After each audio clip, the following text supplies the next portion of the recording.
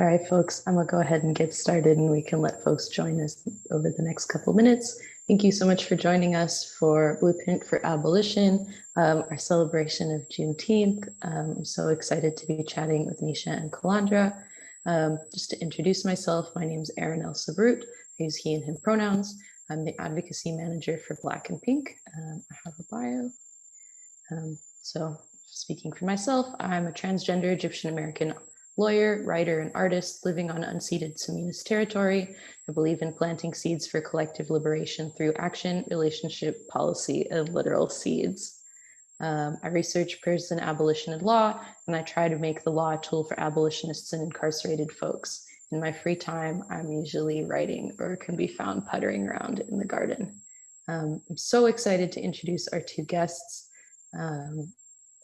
Kalandra Davis is with BYP 100 in Jackson. She uses she and her pronouns. Her Cash App and Venmo are being dropped in the description. Please show her some love.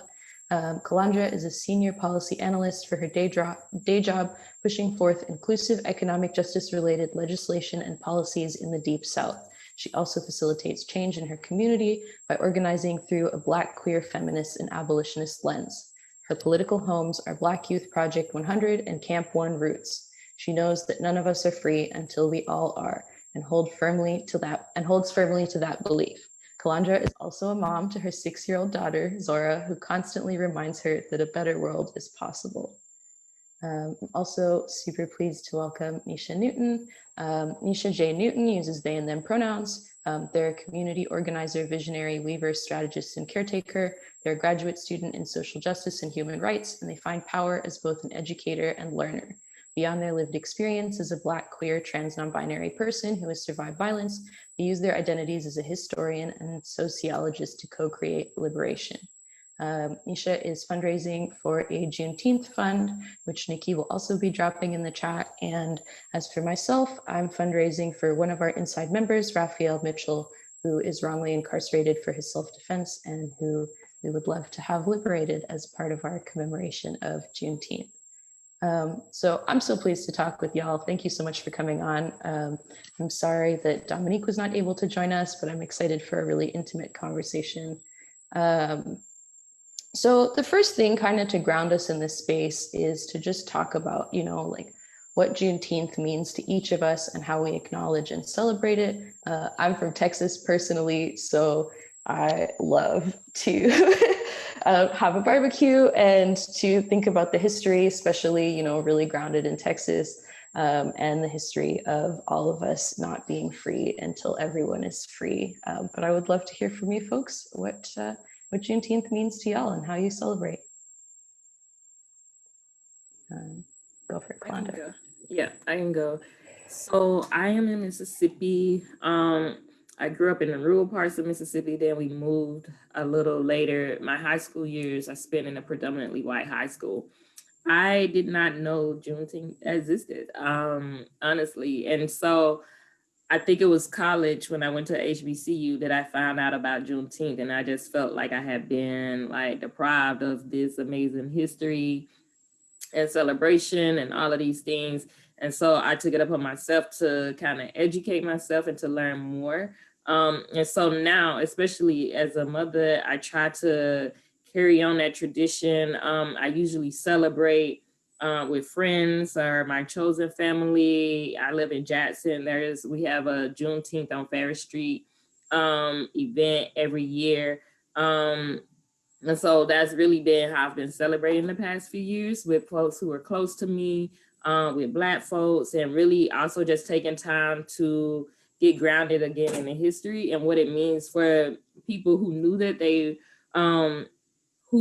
were worth their freedom and that they knew they had their dignity and all of these things, but were still somewhat bound within this system.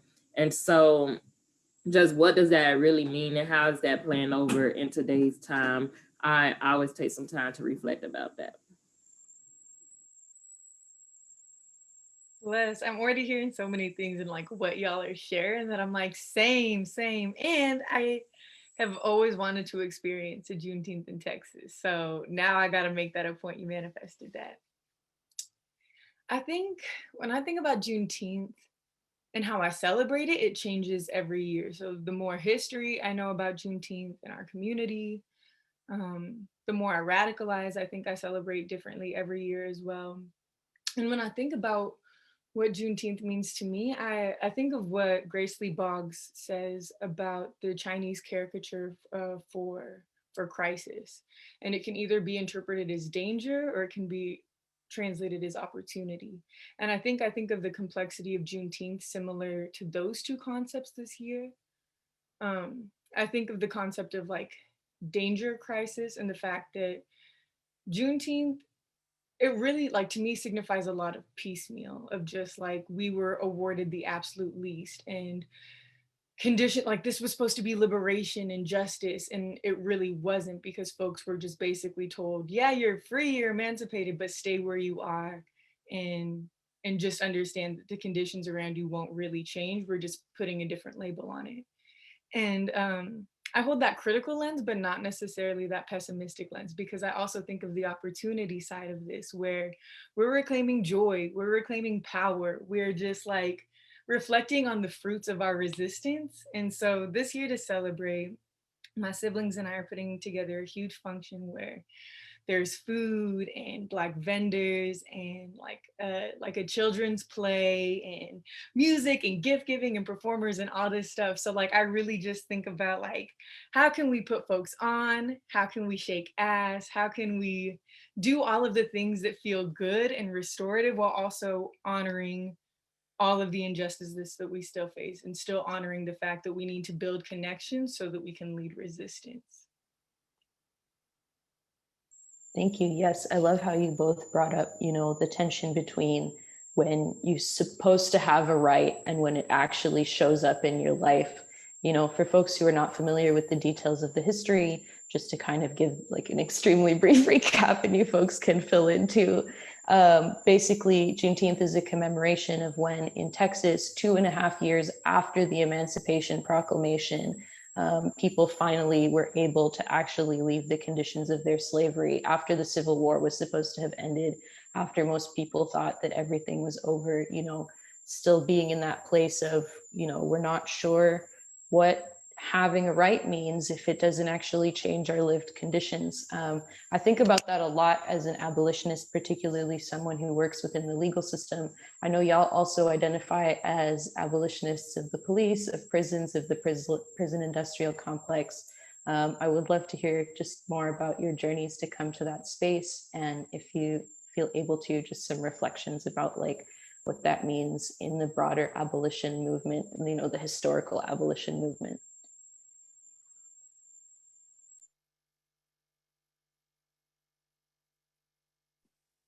The Zoom world is always so fun because I'm like, go ahead. Um, yeah, so I identify as a practicing abolitionist. It's something I take a lot of joy and pride in. But when I think about how I came on this journey or how I became an abolitionist, I think that it's honestly like critical race theory did not teach me how to be an abolitionist. I did not learn it in a textbook or anything like that. It was honestly just it was a string of traumatic experiences, and not necessarily traumatic where every instance completely like put me in a state of terror, which that I think also was a case, but also just very much so I can remember before that happened and after that happened kind of thing. So some of the instances that I can think of that radicalized me towards abolition are like, I remember in elementary school, there was like a instance where like police had killed this dog right across the street from us. Not millions, I'm so dramatic, but hundreds of kids are watching this, and it changed the way that we navigate. Or growing into myself and leaving instances like that in my childhood and realizing that if police are called for safety, that they're interrogating me and mine because of what they're assuming when they see us, or understanding that a traffic stop is completely differently, and really understanding that that might end differently. I also think of instances that radicalized me in the sense that I'd seen loved ones be incarcerated and realizing that like we're grieving their loss, not because they're gone from us per se, but because there's no way we can actually communicate with them. And how messed up this system is that there's no way to actually be able to communicate and keep in contact with your loved ones who are incarcerated, or just so many instances, watching block parties turned into streets full of gas, watching people who I love have their backs mutilated from rubber bullets. Like, all of these instances completely redefined how I could imagine safety, police, and prisons. But again, like, abolition is so much more than trauma. I don't have a trauma bond to abolition. I have also had some of the most restorative moments of my life, some of the most transformative moments of my life. And when I think of the abolitionists around me, I think of people who caretake for each other, people who exercise consent and boundary setting with each other, people who are visionary to the point where, like, we don't know necessarily how we're going to move into this perfectly, but we know that the potential of saving someone's life is better than convenience. So I also think of some really just amazing opportunities where I've been able to grow connections with folks through abolition, because we care about our descendants, we care about each other.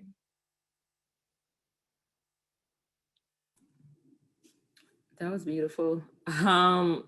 I think something that stood out to me is that you don't have a trauma bond to abolition, which is real because a lot of people think that that's all it is. It's like they, the definition for a lot of folks is that abolition stops at the destruction of the carceral system, and because the carceral system causes trauma.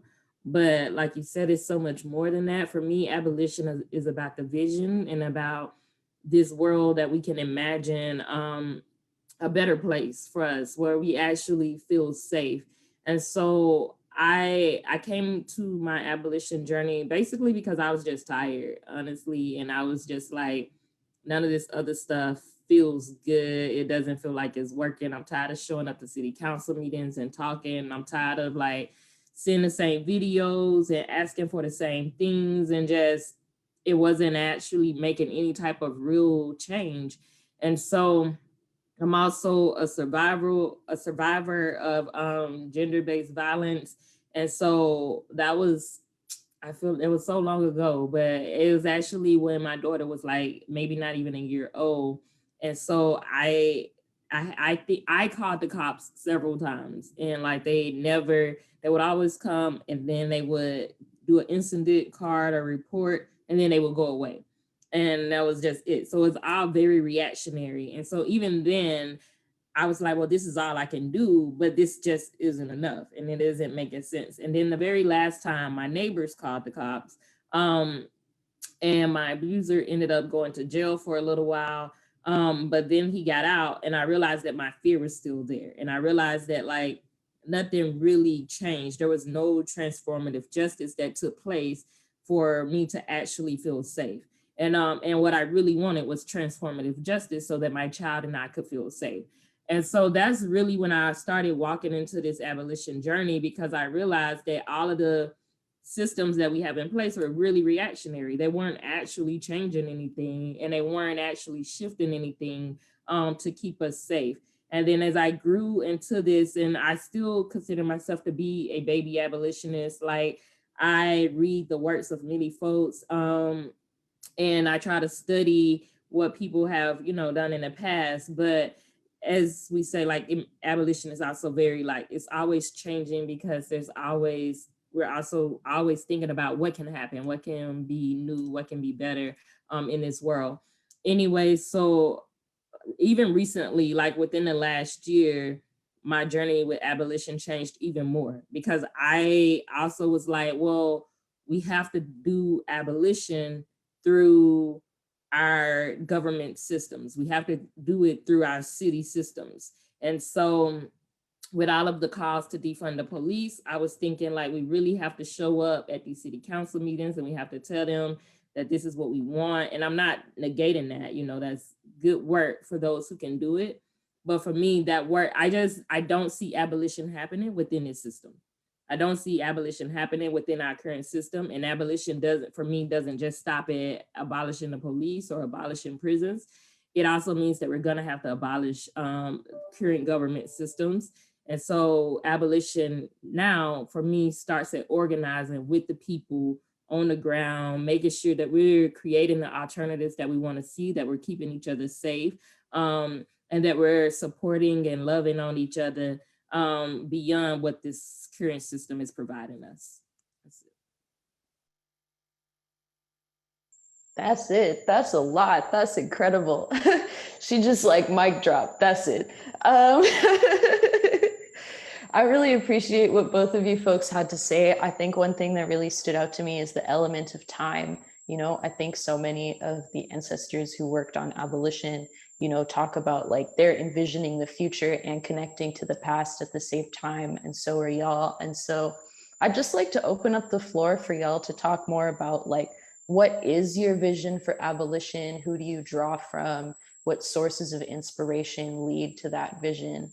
And just talking about like, the ancestors and the youth and the relationship and the through line that you folks see that you're moving towards. Oh, I love that. My brain just went a million different directions with that. Yeah, I would say that I'm noticing abolition show up more and more in my life through the relationships that I have. Um, what that really looks like in just so many things. Like I know if there's instances of harm between friend circles and not necessarily like trauma, but instances of conflict or harm, what that looks like of how we create accountability for each other.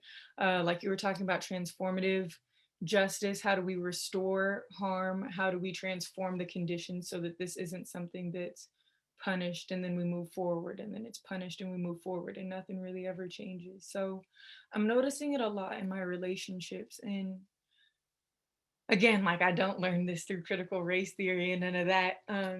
So when I do learn from other abolitionists, I think a lot of it is through conversation. I hear a lot in community. I hear a lot on the streets. Um, and if I do get it in books, it's like from folks like Adrienne Marie Brown, Dr. Angela Davis, just folks. And those are the folks who I think have some backing behind them. I've heard some of the most profound things in my life come from like, I don't know, just family talking in a coffee shop kind of thing. So I would say that it's a really interesting journey that's taken so many different paths and it's come in so many different ways for me. But I guess the last note I would say is that abolition is something that has come into my life in a way that felt like really 0 to 100.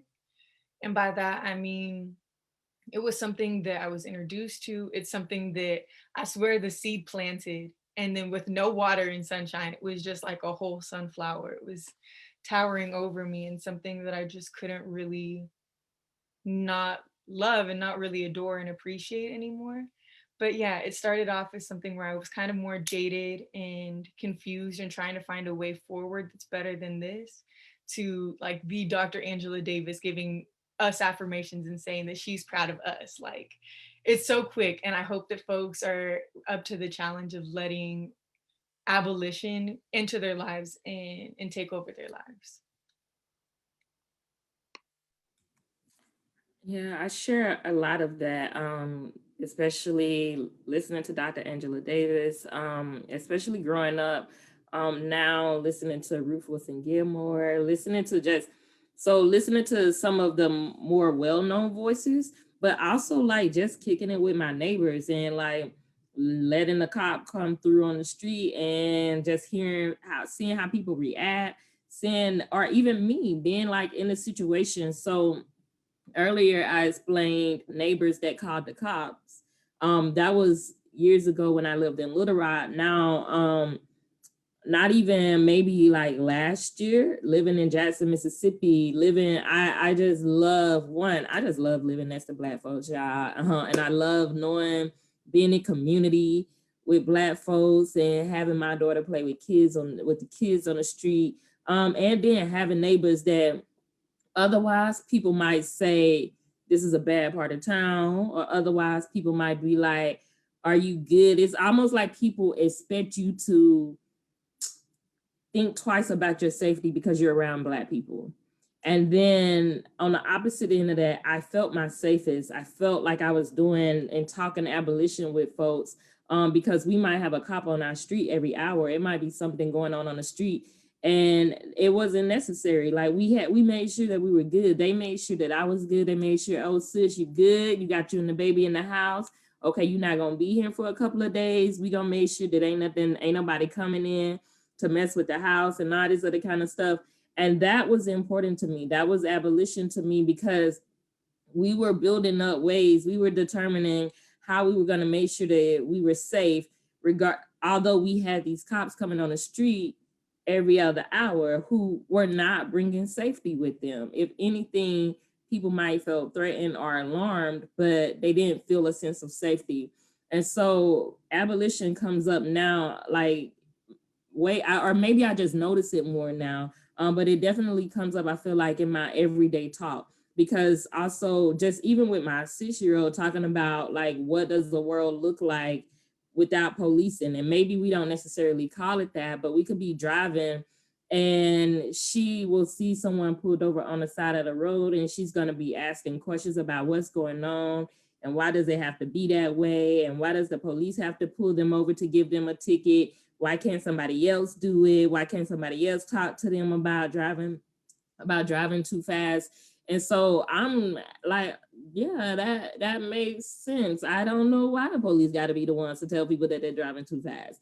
And so again, for me, abolition just continues. So that's the youth. This is the world that they're going to be coming into, and they're already thinking about how to do things differently.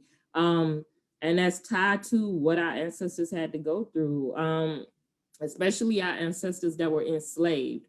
Who for some probably saw that it was hard to see what another world could look like beyond slavery. And maybe there were ancestors who also knew that the abolishment of slavery was going to come, but maybe not even in their lifetime, but they knew it was coming, and that they continued to resist and work towards it, because there were other folks coming after them. And so that's what keeps me going.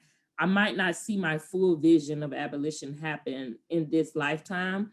I have a big imagination, so I do kind of think I'm going to see it, but I might not see it in this lifetime. But I do know that there will be others coming after me. And I hope that I can like lay this foundation to help them to continue to like step towards that and to step towards that vision.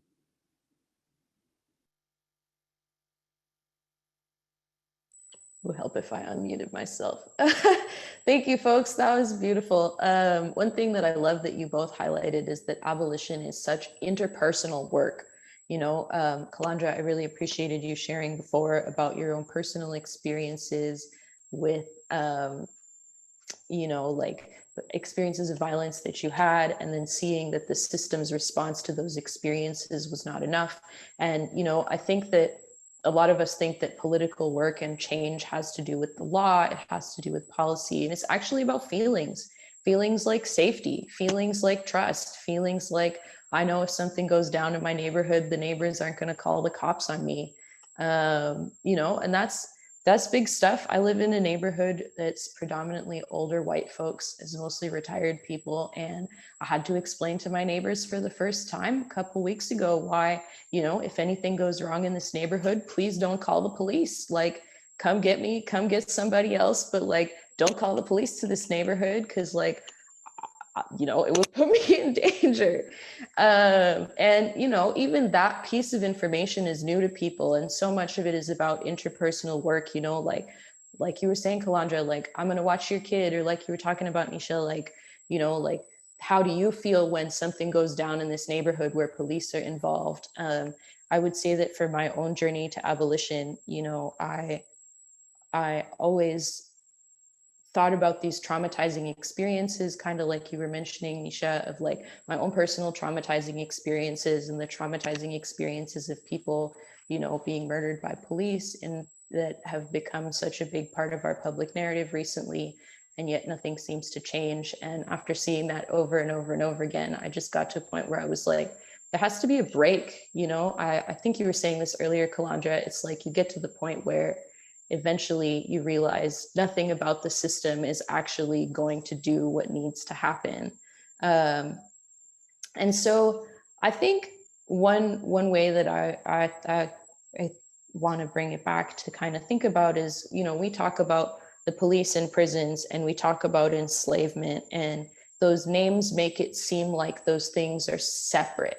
But I would really be interested to hear from you folks in different ways, like how do you connect the dots between, the movement to abolish chattel slavery that, we celebrate the end of supposedly with Juneteenth, and we commemorate, and yet the work that you're continuing to do and how it continues that legacy and how you're responding to the ongoing legacy of sort of like the incomplete abolition of slavery.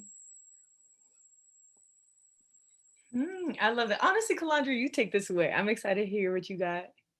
Yeah, well, I was just gonna say that I was actually invited to this panel by Nikki, and that's because I think she read this Facebook status I made last year about my personal connections, or how I personally saw the connection between abolition currently and the abolition of slavery. Because like, again, folks were just saying, oh, y'all have been too, like, y'all are doing this way, y'all too radical. Like you saying, defund the police. Like, people aren't going to understand that. The community not going to understand that. And I'm like, you talking about the same community that said F12 that's not going to understand defund the police? And they were saying the community not going to understand abolishing the police. And I'm like, well, what are we asking the community? What are we saying to the community? Why do we feel like we know what the community wants? Because when you ask anyone in the community about safety, they not saying, oh, when the blue lights pull up behind me. Like, most people don't talk about the police or prisons when they talk about safety. So I was kind of just going through this little back and forth and my own personal organizing crisis, like, well, am I really saying what's right? Am I really on the right path? Like, am I really asking for something that the community doesn't want? But then I don't know. I think I was just, I won't say out of nowhere, because I think, spirit guides everything, and the ancestors was there to remind me that this isn't a new conversation. And that when folks were talking about abolishing slavery, there might have been some folks who was just like, are you sure? Like, is this the time? Is it right now? But the time is always now. Like, why wait another day to be shackled up? Why wait another day to be in this system that we know is not giving us any type of freedom? And that doesn't, again, even when I say why wait another day, that doesn't mean that we're going to snap our fingers and all the prison cells are going to be gone tomorrow. All the police are going to be off the streets tomorrow. Because again, abolition isn't just about getting rid of a dismantling a system. It's about building up one. So why wait why wait another day? Why wait until people are comfortable? Because we know some folks are just never going to be comfortable. Why wait till people are comfortable to build a better world? Like, why wait until we have mental health and crisis trauma centers? And why wait until we can get the escalation? And why wait until we can get alternatives to calling the police or calling 911? Like, why wait on any of those things? And so I always come back whenever I am having my own internal crisis about, am I on the right path with this, or am I saying it correctly? Am I showing up correctly? I always think back to what folks were, and what I consider to be a larger fight, or maybe a more difficult fight, that our ancestors had to go through with the abolition of slavery, or chattel slavery rather. That it's just always a reminder to me that there was a sense of urgency in that work. And it was a sense of urgency in that work always because people's lives were at risk. And not just their lives, but the lives of those who came after them. And so there's a sense of urgency in this abolition work today because people's lives are at risk, whether we're seeing it on social media or on the the news stations, or we're just seeing it on our streets or in our families. We know that people's lives are being lost to this system, and not just in bloodshed, but they're being put in cages, and coming out of those cages with nothing to show for it. And that violence is still happening, even behind those four walls. And so, and I could go on and on about how is linked to how the police and even got started. All of this is linked to slavery. And so I don't want to reform a system that's linked to that system. I don't want to reform slave masters in paddy wagons. That's not something I'm trying to do. I'm trying to get rid of it and live in a better world. And and that's what's gonna always keep me grounded and keep my feet firm on the ground as I do this work. I'm gonna have to go back to watch this video to see if I maintain the chill face I was trying to, because inside I was just turning up. Like, you said that. You really done said that. Yeah, dang, you were preaching. Some of the things that really resonated with me that you were saying was just like, during the time where people were really joining the movement and pushing the movement forward for the abolition of chattel enslavement, like folks were genuinely like, whoa, let's slow down, like let's do this generationally, because what could happen? And it's just like, none of that, no waiting, like we don't need to draw this out. We don't need to draw this out because that won't even necessarily yield success or liberation. So I just love what you were saying about like it needs to happen. Why wait? Um, Sheesh, no, that was the gospel for sure, for sure. And when I think about like the abolition of chattel enslavement and the abolition of police and prisons, like I wouldn't necessarily call them twins, but I would sure as hell call them siblings. I think that there's just so much relationship between how we take down enslavement, chattel enslavement, all forms of enslavement, and how we take down prisons and police. And when I think about like where we were in Juneteenth, what this sense of abolition meant, and like where we are now, I can draw a lot of parallels in the fact that we're long overdue. We shouldn't have to have this many names. We shouldn't have to have this many hashtags. There shouldn't have been hundreds of years of enslavement. Both of these, there's parallels of this being long overdue and people still trying to convince us that we should slow it down and that we should be more intentional about how we end this. And then I also obviously think about how like Juneteenth again was 2.5 years after we were supposed to technically be emancipated. And there had been pockets of places all throughout the United States at this time that experienced liberation or emancipation differently. And so when I think about where we are now in abolition, I also spend a lot of time thinking about how there are communities that are completely getting rid of policing as we know it. There are communities that have new fire trucks in play, or if there's a mental health crisis, there are numbers that you call instead of 911. So when I think about Juneteenth and how emancipation led to emancipation led to emancipation and all of these different things, I also want to draw parallels to like how our current systems of abolition can also, they exist everywhere and they're all interconnected, but this time I don't want to leave nobody behind, because there's no reason that Galveston, Texas should be hearing about this 2.5 years later, and there's no reason why plantation to plantation in Galveston people are going to hear about their freedom at different times. I want all folks to be liberated. I want trans folks to be able to sleep at night at the same time that Black folks are able to sleep at night because we're free from policing. I want ICE to be taken down at the same time we're talking about abolishing the police. I want TSA to go. They got to go too. Like, I just think that nobody should be left behind this time in the same way that we saw folks getting left behind in Texas for Juneteenth. Thank you so much, folks.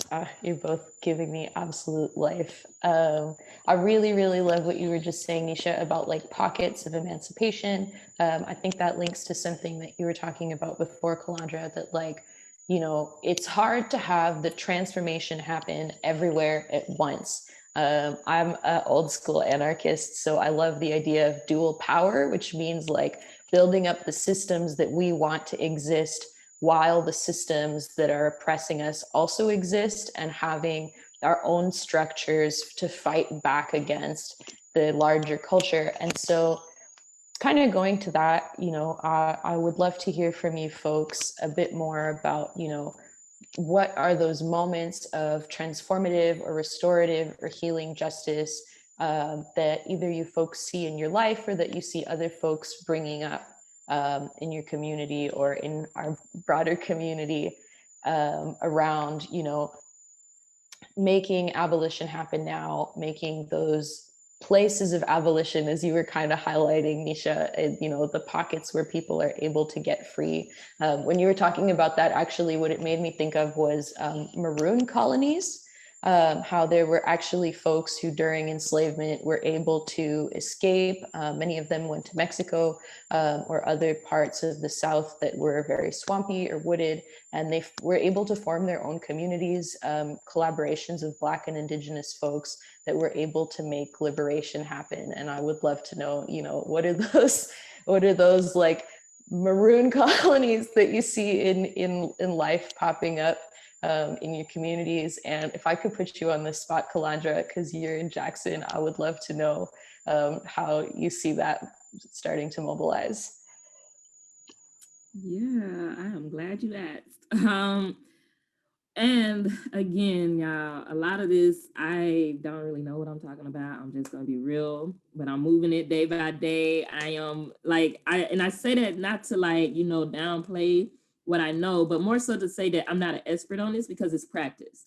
And so when I think about like the maroon colonies or intentional communities, even here, so for folks who aren't familiar, early or maybe mid-February, there was a major snowstorm that came through in Mississippi, and it really messed up a lot of our communities, especially Jackson. So Jackson, the capital city, but it's almost like Jackson versus Mississippi because Jackson is also predominantly Black.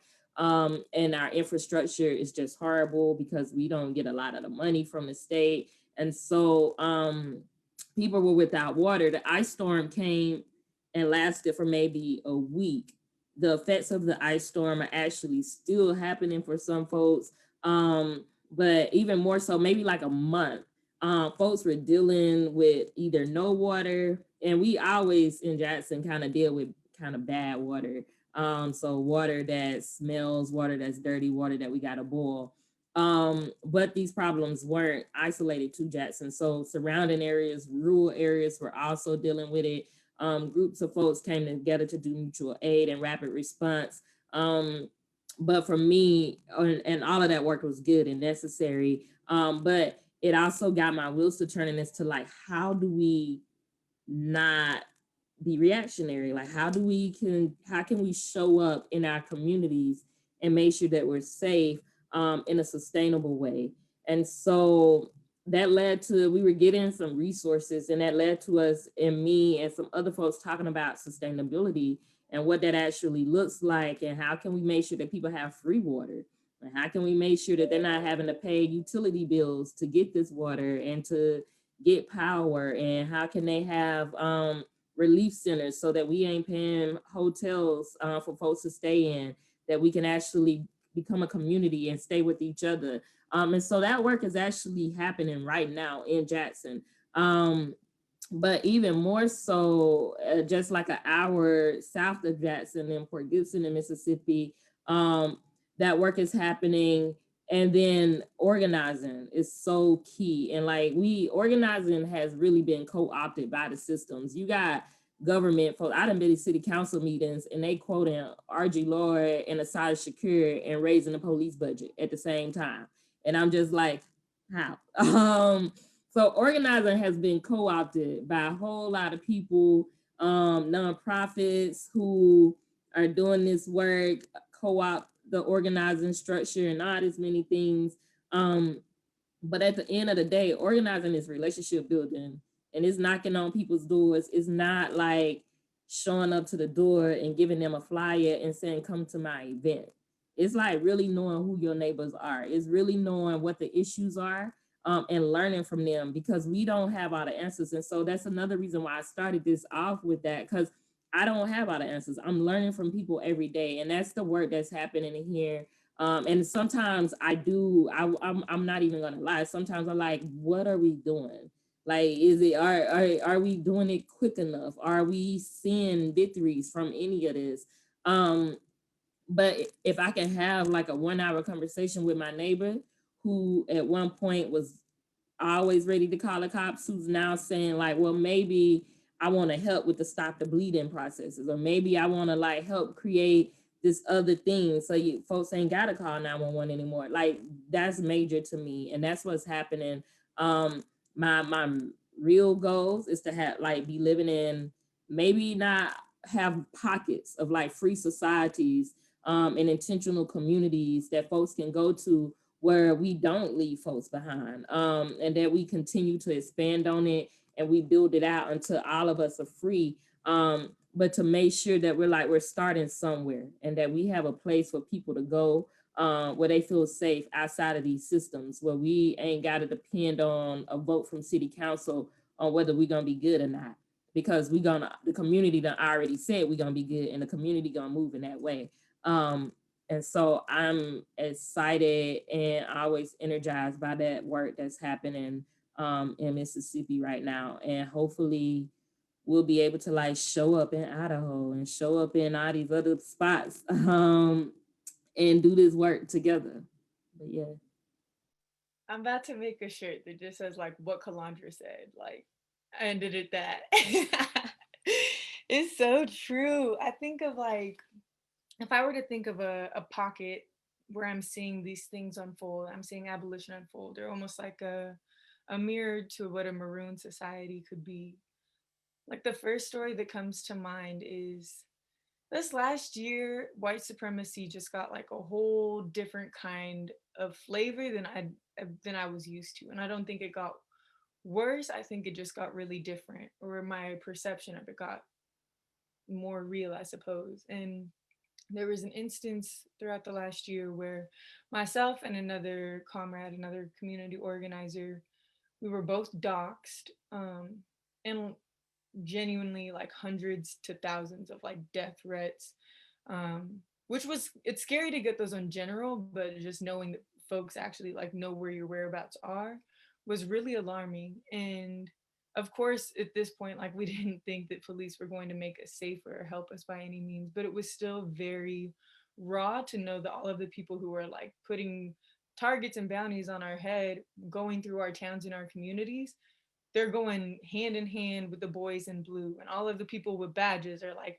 giving them water, pats on the back, and all of these really just terrorizing things. And so through that, this comrade and I, we had so many conversations about what safety looks like, how do we move, who do we call, what does this look like, and just really sorting all of these things out. And so I think between her and I think that that was one of the most real moments of like being this intimate with one of these pockets and trying to figure out what this looks like. And from there, it's been everywhere. Now that I've seen it, I can't unsee it, and I recognize it in so many places. I see community members tossing around zines of like police alternatives, and everybody knows like if you see one of these green zines, it's probably good information for you. I think of like witnessing these pockets coming in so many ways. I see young folks redefining how we can lean on each other. It's one of those, they're everywhere, and the more that I recognize them, the more I see them everywhere. I think a lot of my queer and trans siblings, we always joke about like building our commune. I don't know if it's just like in our code. I don't know if it's just like in our handbook of what it means to be in community. We have to build a commune. But when I think about what we talk about in these communes, yeah, there's like gardening and we're like self-sustaining and caretaking. But a lot of the talk when we think about these communes or these safe havens are really just what Kalandra was describing of like, oh yeah, I can watch your kid for you for a little bit. Or, hey, you know, like I've noticed some tensions going on. How can we remedy this and move forward? Or, oh, you're going to be gone for a little bit. How can I caretake and make sure everything's held down? So those are some of the things that I've seen. But Erin, I also think that your mind is profound, and I would love to know what your thoughts are, because I was so happy you made that connection to maroon societies.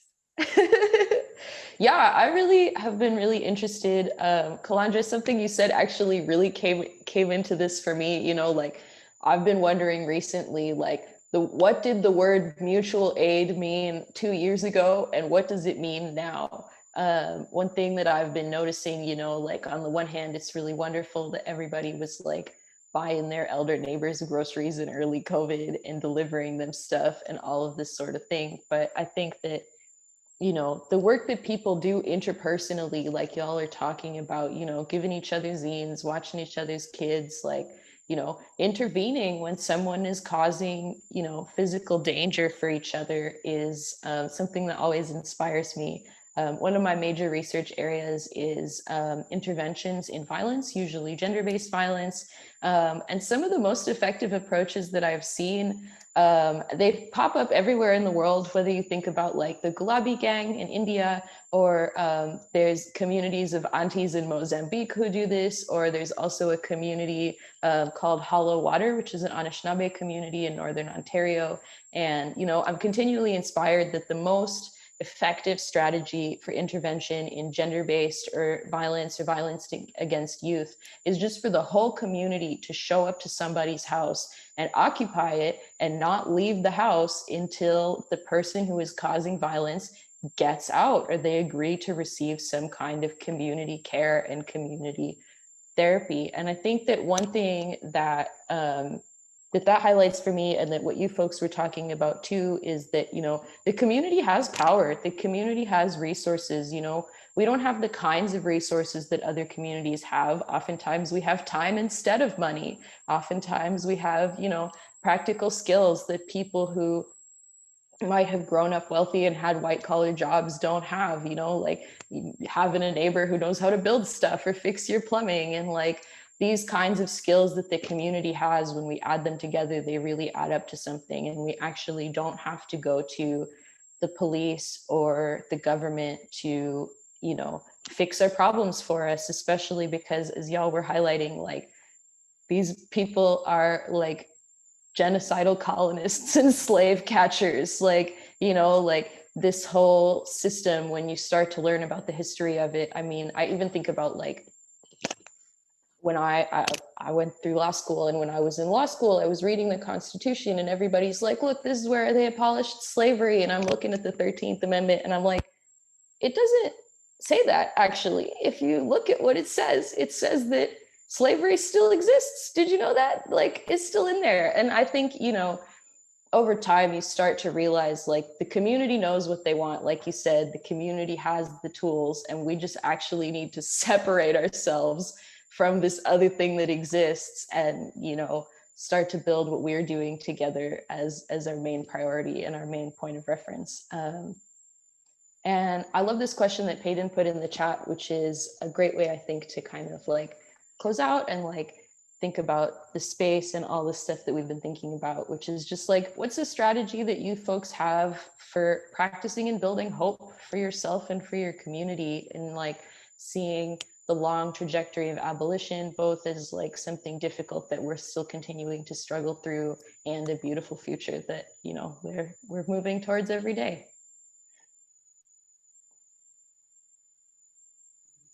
I can go because my strategies are always changing. Because again, this work is work, and I want to make it clear that like even when we're going to find joy in this, we're going to build community, we're going to eat. I have eaten really well with people that I've built community with, you know, and it's been good and it's felt good, and at the same time it's work, because we have to make sure that, and I don't want to even say we have to because it's not like a should thing or I gotta thing, but like I want to make sure that the folks around me are safe. And I want to make sure that the folks coming up after me are going to be safe. And so sometimes you lose hope when you feel like things aren't moving with urgency, or when you feel like maybe not everyone isn't seeing it, the folks that you want to see it. But then I find hope in that the folks that I least expect to see it, like they be so ready and so down. And I found hope at a community meeting, just because, and I feel it's just so many people that I want to like bring into this space. Like I would love to have this conversation again with some folks that I've been like in community with and organizing with, a group of immigrants in a city near Jackson. Was just, again, this feeling of being tired and being fed up. And I was invited into that space to talk about what safety and abolition could look like. And like a week later, folks were going, like they knocking on doors already. And they're already like saying, hey, and neighbors are already like, yeah, the next meeting can happen in my house, in my yard. And that's hopeful for me. Like, that's amazing. Like these people who you probably have never had a conversation with are so ready for safety, are so ready for love and relationship, and so ready for community. We just gotta show up, and we just gotta let folks know that we're here. And we just gotta keep loving on people and loving on our community, and it's gonna happen. And keep having that radical imagination that my 6-year-old has, so that we know that like a lot of these things can happen. We just gotta, we gotta vision, have this vision or this collective vision, and move towards that together. And so my hope is always coming from those around me. My hope is always coming from listening to the others and from playing with the youth. It's not, I used to think my hope would come from policy change, and I'm a policy analyst. It's not. My hope doesn't come from that. My hope comes from the people. And more, I believe that, I'm grounded in that. And so that is why I keep showing up. All that. It's that 0 to 100 effect. I love what you said too about your strategy changing. That's one thing that I've noticed a lot too, is like I think my strategy changes, like it changes to adapt to white supremacy, but I also think my strategy be changing so that white supremacy be adapting to us. Um, and so when I think about the strategies that I'm using now, um, I I'm giving a lot of roses, and I'm giving roses to folks who are no longer with us, and I'm also giving roses to folks who are still here. So I look a lot to my ancestors and the folks who came before us to give myself hope, because as abolitionists, I think folks really think that we're wild. Like, I think that oftentimes we're cast to be this model of having our head in the clouds or just being completely like out of touch with reality, which isn't true. So when I give roses to the folks who came before us and I really connect with them, I think that I ground myself, I give myself hope. I give myself those affirmations that I need to keep practicing abolition and to keep working towards total liberation. But like you said, Kalandra, I love spending time giving roses to the folks who are still here, the young folks who are questioning everything and finding the words for it that just I might have been moving too fast or too far out of that part of my youth to really remember that. I love giving roses to the aunties who are caretakers from day one. I swear, aunties are like the number one abolitionists. I love to give roses to my queer and trans siblings. I think that safety for us and collective care for us looks so different. And I think it looks like a lot of the emergent world. I love to give roses to my disabled comrades and my disabled family, because moving through the world, I think, changes a lot of how we move towards liberation. So yeah, I think I get so much of my hope and my new strategies to practice abolition through all of those roses. Yes, thank you to giving the roses. I love the shout outs. I love how you both centered your responses in community and care and relationship. Kalandra, I was especially loving you talking about food. I think that something that really gives me hope is food and sharing food with people. You know, I think I learned from so many Black and Indigenous organizers that like it actually doesn't matter what the action is, but there better be fucking food or nobody's gonna show up. You know, it's all about like holding the space for people materially, and I think that's something that's really grounding for me. You know, I'm continually grateful to the, you know, beautiful unceded Salinas land that I live on, and to Coast Salish people's stewardship of it, and to continuing to like, you know, be in the garden and be outdoors and really touch the ground and see, you know, I think when we talk about policy a lot and we talk about these political issues and when we get caught up in the news cycle, it's so easy to feel like out of your body and out of your place. And one way that I cultivate safety that I think is a really important response to how police culture makes us all always feel unsafe is to take moments to be like, I'm safe now. Like, you know, I might be real anxious. There might be lots of stuff going on. There might be other dangers, but like physically in this moment, I'm well fed. I'm doing good. I'm safe, you know, because I think for policing and prisons to be something that everyone buys into, everybody has to feel unsafe. You have to feel like there needs to be a man with a billy club to protect you because you feel threatened. And so one thing that, you know, feeding each other, being with each other, having these like difficult but simple but lengthy but short conversations that we have where we're, you know, explaining to our neighbors about abolition, asking folks to, you know, contribute to our cause, all of this kind of stuff. These conversations create safety and trust between the community, feeding each other, getting to know each other. And I'm so glad for you folks, you know, feeding me your knowledge and your words today. And I'm so grateful to have gotten to know you both. I'd just like for the last couple minutes to open the floor for y'all to tell folks how they can keep up with your work if you want, or to highlight a project that you would like support from folks before we close it up for the day. Yeah, so I guess y'all can follow me on my Facebook. That's probably where I'm the most vocal. And it's just my name, Calandra Davis. I the same picture for the biography I have is my profile picture. So hopefully y'all are able to find me. And I also post a lot about some of the work that I'm doing in Mississippi on my Facebook. And so yeah, I don't have much to share outside of that.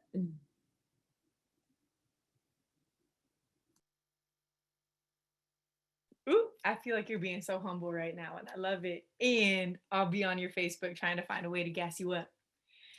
Yeah, I would love to stay in contact with folks. I learned so much from the people around me. So I would say that my best platform is Instagram. That's where I'm most engaged with folks. And my handle is Nisha J. Newton. And I also believe I have the same photo that was used for this. So hopefully that makes things easier. I would also love for folks to plug into, if you're in the Idaho area, if you're in the Boise area, I would love for folks to go ahead and dance and eat good with me at Juneteenth. And anywhere folks are, I really encourage folks to tap into that. Lastly, I also have a Patreon account that you can also find on my Instagram or through contacting me. And that's where I fund honestly all of my siblings. If there's mutual aid asks or whatever, I just use whatever earnings I get from that to go ahead and to plug into community needs here. So if you want to caretake for folks in the ways that I'm able to, help me there. Thanks, folks. As for myself, I would just say, please donate to the fundraiser for our inside member, Raphael. He's a wonderful inside organizer, educating folks on the inside about LGBT issues and helping them get their education, and he really needs to be free.